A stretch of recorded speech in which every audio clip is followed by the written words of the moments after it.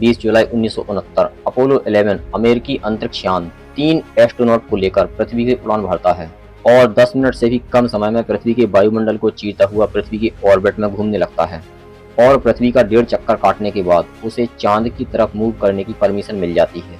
4 दिन के लंबे समय के बाद आखिरकार उस यान ने चंद्रमा की कक्षा में प्रवेश किया और सफलतापूर्वक चांद पर अपने यान को उतारने में सफल हो सके। ऐसा करने वाला अमेरिका दुनिया का पहला देश बन जाता है और नील आर्मस्ट्रांग चांद पर कदम रखने वाले दुनिया के पहले इंसान बन जाते हैं। नमस्कार दोस्तों, आज हम अपोलो 11 मिशन और अपोलो अभियान से जुड़ी एक एक बात समझेंगे और यह भी समझेंगे कि अमेरिका ने चांद पर अपोलो 11 के बाद कितने मिशन भेजे और कोल्ड वार में यूएसएसआर को कैसे पीछे छोड़ा। सन 1957 में सोवियत आर्टिफिशियल सैटेलाइट लॉन्च करने वाला दुनिया का पहला देश बन जाता है। सैटेलाइट का नाम था स्पुतनिक। यह पहला मैनमेड ऑब्जेक्ट था जिसे पृथ्वी की ऑर्बिट में भेजा गया था। लेकिन यह देखकर अमेरिकी सरकार शॉक हो जाती है, यह देखकर कि सोवियत उससे आगे कैसे निकल गया। और कुछ महीने बाद 1958 में अमेरिका भी अपनी सैटेलाइट लॉन्च करता है। उस समय सोवियत संघ और अमेरिका में पहले स्पेस में जाने की होड़ लगी हुई थी। अमेरिका को दूसरा बड़ा झटका तब लगता है जब सोवियत संघ स्पुतनिक लॉन्च के 3 साल बाद 1961 में यूरी गागरिन नाम के व्यक्ति को इस देश में भेजता है। अब एक बार फिर सोवियत अमेरिका से आगे निकल गया था। तब उस समय अमेरिकी प्रेसिडेंट जॉन एफ कैनेडी अपने लोगों के साथ मीटिंग करके यह फैसला लेते हैं कि अब हम इस दशक के अंत से पहले लोगों को चांद पर भेजेंगे और सुरक्षित पृथ्वी पर वापस भी लाएंगे। 25 मई 1961 में अपने भाषण में उन्होंने लोगों को बताया कि हम चांद पर जा रहे हैं ताकि इस रेस में सोवियत यूनियन को हरा सकें। आप सोच सकते हैं यह फैसला लेना इतना आसान भी नहीं था। उस जमाने में जब ना तो स्मार्टफोन थे, न जीपीएस टेक्नोलॉजी और न ही इंटरनेट था, फिर भी चांद पर जाने का इरादा पक्का था। इसलिए आनन फानन में चांद पर जाने की तैयारियां शुरू कर दी गईं। रॉकेट की एक के बाद एक टेस्टिंग होने लगी। नासा को 7 से 9 बिलियन डॉलर की फंडिंग दी गई। चांद पर जाने वाले मिशन का नाम अपोलो मिशन रखा गया। 1963 से 1967 तक कई टेस्ट किए गए, जिसमें अपोलो 1 में आग लगने से 3 एस्ट्रोनॉट मारे जाते हैं। फिर भी नासा ने अपने प्रोग्राम को आगे जारी रखा।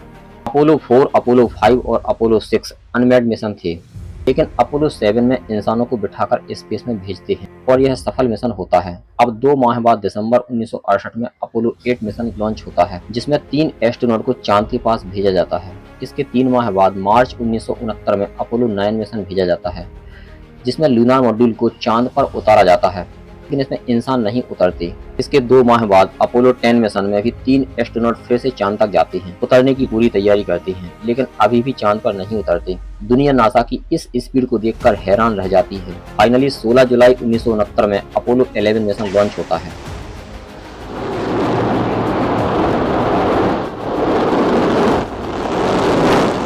इस मिशन में 3 astronaut Neil Armstrong, Michael Collins और एडविन बज एल्ड्रिन होते हैं। कमांडर नील आर्मस्ट्रांग इस मिशन को लीड कर रहे थे। Michael Collins command module pilot थे और Edwin Buzz Aldrin lunar module pilot थे। अपोलो मिशन के स्पेसक्राफ्ट के 3 भाग थे: कमांड मॉड्यूल, सर्विस मॉड्यूल और लूनार मॉड्यूल। इन तीनों में लूनार मॉड्यूल वाला हिस्सा ही चांद पर उतरने के लिए बनाया गया था, जबकि कमांड और सर्विस मॉड्यूल वाला भाग चंद्रमा की कक्षा में घूमता रहेगा। और जब लूनर मॉड्यूल चांद की सतह से वापस उड़कर चांद की कक्षा में आएगा तो फिर से कमांड और सर्विस मॉड्यूल से जुड़ जाएगा। इस स्पेसक्राफ्ट को पृथ्वी से ले जाने के लिए सैटर्न V5 रॉकेट का उपयोग किया गया था, जिसमें 10 लाख गैलन लिक्विड केरोसिन और ऑक्सीजन भरी गई थी। फाइनली रॉकेट को पृथ्वी से लॉन्च कर दिया जाता है और 10 मिनट से भी कम समय में पृथ्वी की कक्षा में पहुंच जाता है और पृथ्वी का 1.5 राउंड लगाता है और फिर चंद्रमा की तरफ बढ़ जाता है। 4 दिन बाद लगभग 4 लाख किलोमीटर दूर चांद की कक्षा में 19 जुलाई 1969 को पहुंच जाता है। चांद के ऑर्बिट में पहुंचकर कमांड और सर्विस मॉड्यूल लूनर मॉड्यूल से अलग हो जाता है। कमांड मॉड्यूल में माइकल कॉलिंस बैठे थे और स्पेसक्राफ्ट के इस हिस्से को नाम दिया गया कोलंबिया, और दूसरी तरफ लूनर मॉड्यूल में बैठे थे कमांडर नील आर्मस्ट्रांग और बज एल्ड्रिन। इसे नाम दिया गया था ईगल। ईगल को ही चांद की सतह पर लैंड करना था, जबकि कमांड और सर्विस मॉड्यूल का काम था चांद की कक्षा में बने रहना। यही कारण है कि आज नील आर्मस्ट्रांग और बज एल्ड्रिन को हर कोई जानता है, लेकिन कमांड मॉड्यूल में बैठे माइकल कॉलिंस उतने फेमस नहीं हो पाए। लेकिन माइकल कॉलिंस की वजह से ही नील आर्मस्ट्रांग और बज एल्ड्रिन चांद की सतह से वापस आ सके, क्योंकि माइकल कॉलिंस का काम था चांद की सतह से आए लूनर मॉड्यूल को फिर से कमांड और सर्विस सेंटर से जोड़ना। अब 8 बजे रात्रि में लूनर मॉड्यूल चांद की सतह पर उतरना शुरू करता है, लेकिन ऑटो पायलट कंप्यूटर यान को पथरीली जगह पर उतारने जा रहा था। तभी सतह से 150 मीटर ऊपर नील आर्मस्ट्रांग स्पेसशिप को अपने कंट्रोल में ले लेती है और यान को लैंडिंग पॉइंट से 4 मील आगे सेफ जगह पर लैंड करवाने की कोशिश करती है। बज एल्ड्रिन 8:16 पर देखती है कि फ्यूल का इंडिकेटर 5% फ्यूल बता रहा है और धरती पर बैठी कंट्रोल मिशन को बताती है। अब नासा हेड ऑफिस में चिंता बढ़ जाती है कि लैंडिंग की जाए या फिर वापस लौटा जाए, क्योंकि इतने कम ईंधन का मतलब है स्पेसशिप की हार्ड लैंडिंग। समय रेत की तरह खिसक रहा था, अब महज कुछ सेकंड बचे थे। तभी नील आर्मस्ट्रांग धरती पर मैसेज भेजते हैं, द ईगल हैज लैंडेड। तब नासा हेड ऑफिस में बैठे साइंटिस्ट खुशी से झूम उठते हैं। उस समय इस मून मिशन को 650 मिलियन लोग लाइव टीवी पर देख रहे थे।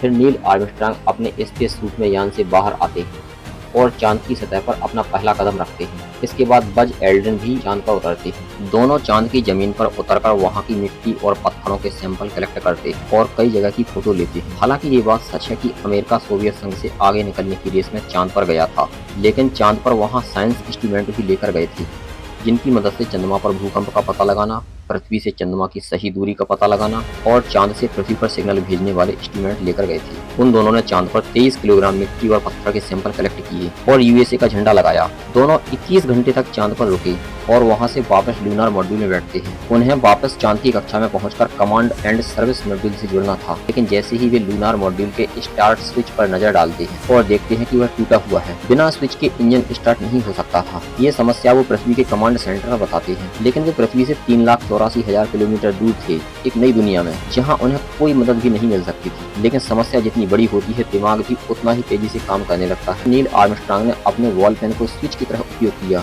और सर्किट को जोड़ा। भाग्य ने भी साथ दिया और लूनार मॉड्यूल का इंजन स्टार्ट हो गया। फिर वे चांद को अलविदा करके ऊपर उठते हैं और लूनार मॉड्यूल को चांद की कक्षा में पहुंचाते हैं। कमांड एंड सर्विस मॉड्यूल में बैठे माइकल कॉलिन लूनार मॉड्यूल को सर्विस मॉड्यूल से जोड़ते हैं।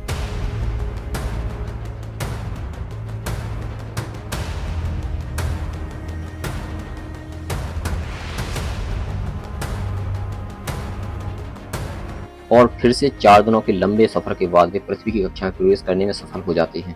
अगर इनके यान की स्पीड थोड़ी भी ज्यादा होती तो ये पृथ्वी की कक्षा की बजाय अंतरिक्ष में भटक जाते, लेकिन अब इनके लिए सबसे बड़ी परीक्षा का समय आ गया था। कमांड मॉड्यूल में बैठकर इसे सर्विस मॉड्यूल से अलग करके पृथ्वी के एटमॉस्फेयर में उतारना और सर्विस मॉड्यूल को ऐसे ही अंतरिक्ष में छोड़ देना। समस्या यहाँ यह थी कि सर्विस मॉड्यूल के टुकड़े कहीं कमांड मॉड्यूल से न टकरा जाएं। सर्विस मॉड्यूल का कोई भी हिस्सा अलग हुए कमांड मॉड्यूल से नहीं टकराता है और तीनों एस्ट्रोनॉट अपनी अंतिम परीक्षा पास करके समुद्र में लैंड करते हैं।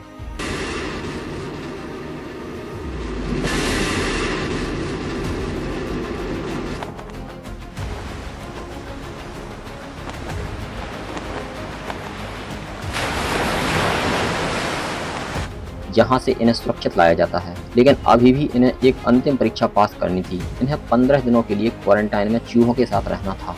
ऐसा इसलिए किया जाता है कि वैज्ञानिकों को डर लग रहा था कि कहीं ये चंद्रमा पर किसी अनजान वायरस के शिकार तो नहीं हो गए हैं या इन्फेक्टेड तो नहीं हो गए हैं और ये कहीं अजीबोगरीब बीमारी पृथ्वी पर न फैला दें। लेकिन ऐसा कुछ नहीं होता है और 15 दिनों के क्वारंटीन के बाद इन्हें लोगों के बीच लाया जाता। अमेरिकी प्रेसिडेंट ने अपना वादा पूरा किया, लोगों को चांद पर भेजा और सुरक्षित पृथ्वी पर भी लाए।